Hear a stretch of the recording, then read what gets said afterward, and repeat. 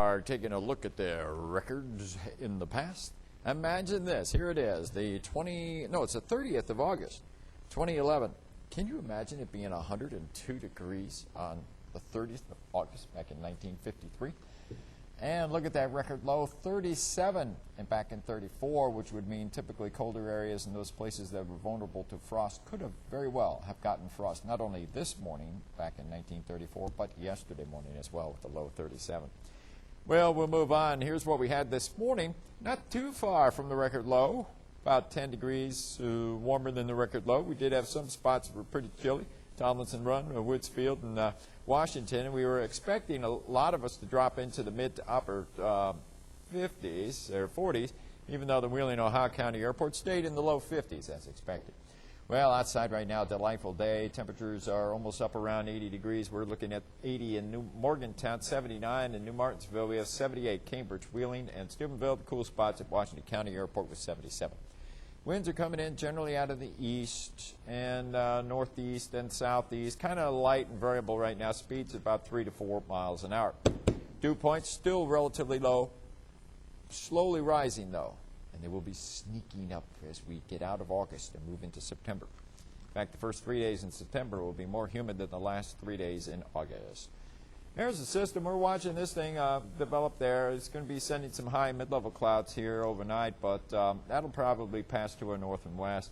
Once again, super hot weather continues down here in Texas, but predictor, the extended version, shows that there could be a tropical system heading their way this weekend. And that could put an end to, A, the super hot temperatures they've had for the last 10 weeks, and B, the super drought they've had for the last 3 or 4 months. So anyway, there's hope there for South Texas. Meanwhile, you get up into the northern third of the U.S., looking nice, looking like late August or early September with the thermometers right now upper 60s to mid-70s most areas. Humidity levels are high all along the Great Plains from the south. You would expect them to be high in the south, but they are pretty high way up there. Flows coming in from the south. And our humidity will be in the green probably by Thursday afternoon. In terms of severe weather, not much to report. Still have some heat advisories along the Red River there, Wichita Falls, Texas, down from Houston westward, down through north of Corpus Christi to about San Antonio.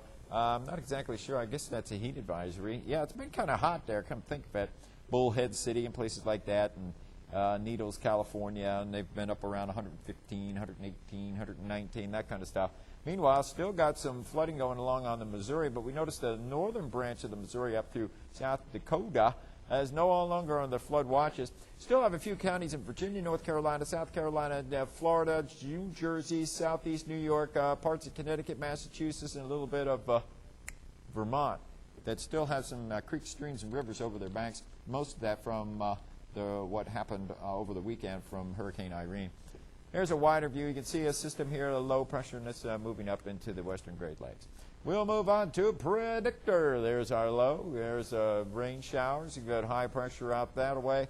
We'll push it into motion for you. The high is having a hard time figuring out which direction it wants to go, but basically not much of a change in the pattern. We do expect that tomorrow's the last day of August. As we get into September 1, which would be Thursday, there'll be a slight chance for a few showers. But notice the flow is going to come in out of the Mississippi Valley, and that flow will continue through Friday, and spotty shower or two possible into Saturday.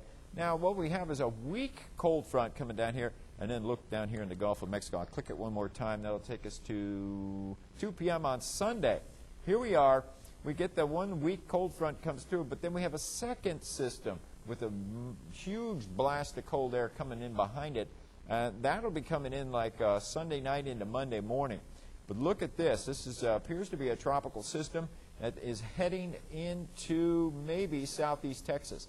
And what they need is to have this puppy move over to about San Antonio or maybe Austin, and just sit there for about 4 days and give them about 8 inches of rain in a 4-day period. So they get like 2 inches a day. That would be nice. That's something they would like.